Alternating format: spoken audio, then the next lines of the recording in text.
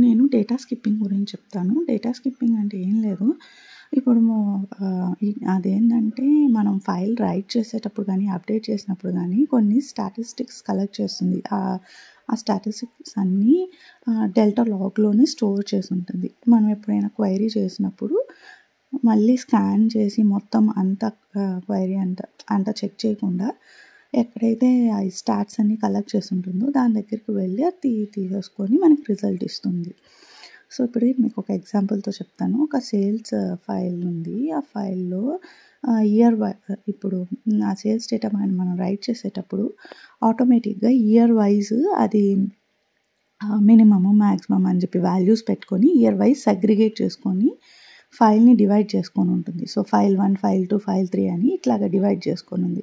ఎప్పుడైతే మనము 2008 ఇయర్‌కి మనకి డేటా కావాలి అని చెప్పి మనం క్వెరీ చేసినప్పుడు డైరెక్ట్‌గా ఫైల్ 2కి వెళ్ళిపోతుంది. ఫైల్ 1ని, ఫైల్ 3ని స్కిప్ చేసేస్తుంది.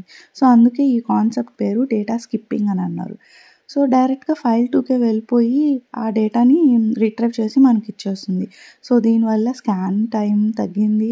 క్వెరీ పెర్ఫార్మెన్స్ ఇంక్రీజ్ అయింది.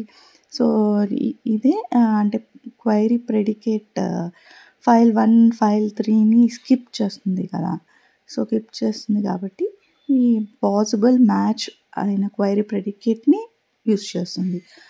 అన్‌మ్యాచ్డ్ వాటికి వెళ్ళడం లేదు. సో, ఇదే డేటా స్కిప్పింగ్ అంటే. Thank you.